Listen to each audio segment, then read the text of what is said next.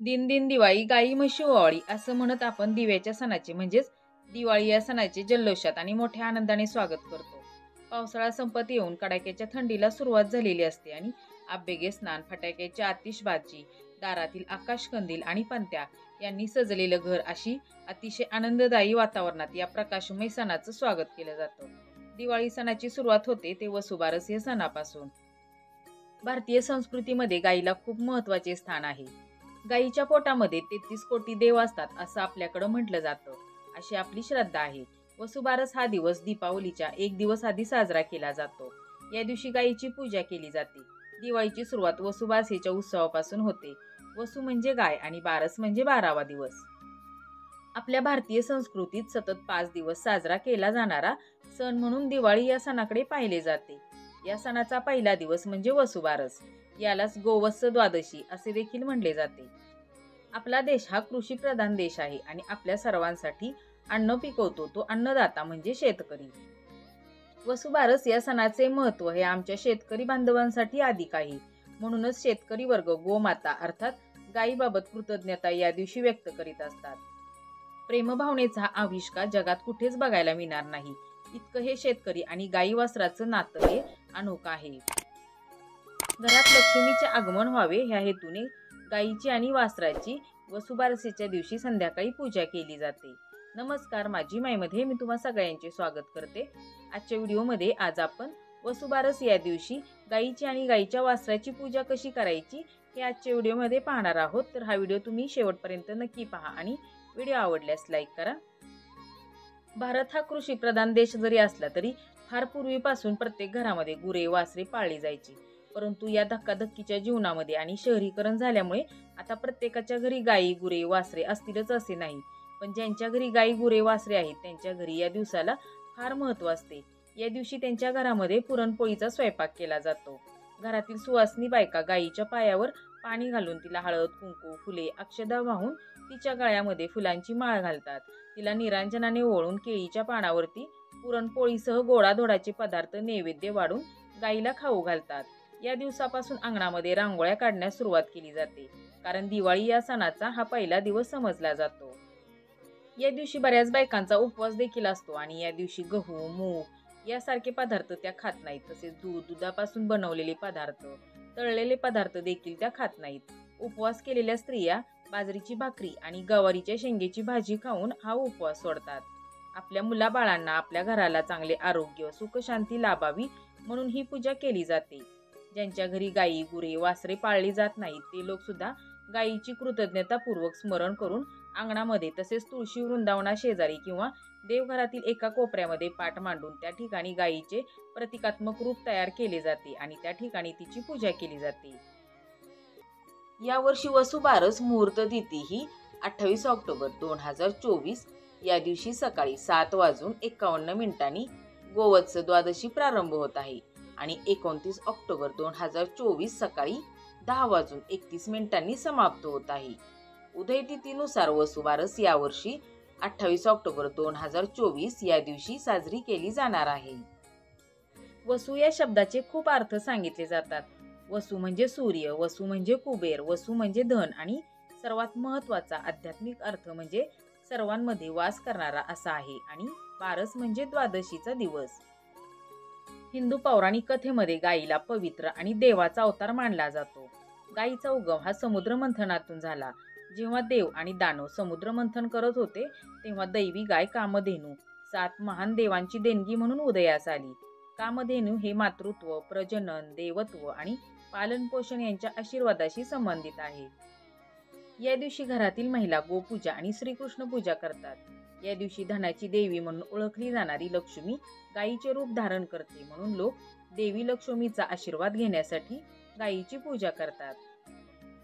आणि आता आपण वसुबारसेच्या दिवशी संध्याकाळी गायीची आणि गायीच्या वासराची पूजा कशी करायची तर ते बघूया. तर सकाळी लवकर उठून स्नान वगैरे करून आपल्या दारामध्ये रांगोळी काढायची. तुळशीच्या शेजारी तेलाचा किंवा तुपाचा दिवा लावायचा आणि संध्याकाळी आपल्याला गायी आणि वासराची पूजा करायची. आमच्याकडे आम्ही प्रत्यक्ष गायीच्या गोठ्यामध्ये जाऊन गायीची पूजा करतो. पण जर का तुम्ही शहरी भागामध्ये राहत असाल आणि तुम्हाला हे जर का शक्य नसेल तर तुम्ही तुमच्या घरातील देवघरामध्ये गाईची मूर्ती असेल तर त्या मूर्तीची पूजा करा, किंवा जर का नसेल तुमच्याकडे मूर्ती तर या दिवशी तुम्ही नक्की गाईची मूर्ती घरी घेऊन या आणि त्याची पूजा करा. किंवा तुमच्याकडं जर का एखादं चित्र असेल गाईच्या आणि गाईच्या वासराचं तर त्या चित्राची सुद्धा तुम्ही पूजा करू शकता. तर आता ही पूजा कशी करायची तर ते आता आपण बघूया. आधी आपण गोमातेला स्नान घालून घेऊया. तर मी हे ताट घेतलेले आणि ताटामध्ये गोमाता ठेवलेली. आता आपण गोमातेला स्नान घालून घेऊया. सगळ्यात आधी आपण पाणी घेतलेले मी आणि या पाण्याने गोमातेला स्नान घालायचे. गोमातेला स्नान घातलं पाण्याने की हे हळदीचं पाणी घेतलेले. आता या हळदीच्या पाण्याने गोमातेला आपण स्नान घालूया. हळदीचं पाणी आपण चांगलं असं चोळून चोळून घ्यायचं गोमातेच्या अंगावरती असं टाकून. आपल्या घरातील लहान मुलांना आपण जशी आंघोळ घालतो अगदी हळुवारपणे नाजूक हाताने काळजीपूर्वक त्याचप्रमाणे गाईला सुद्धा आपण आंघोळ घालून घ्यायची. हे गोमातेचं वासरू आहे तर याला सुद्धा आपण हळदीच्या पाण्याने चांगलं चोळून घेऊया. गोमातेला आपण हळदीच्या पाण्याने स्नान घालून घेतलं. आता आपण हे दूध घेतलेले बघा मी, आणि आता ह्या दुधाने पण मी गोमातेला स्नान घालून घेते. गोमातेला घालायचं, या वासरूला दुधाने स्नान घालायचं.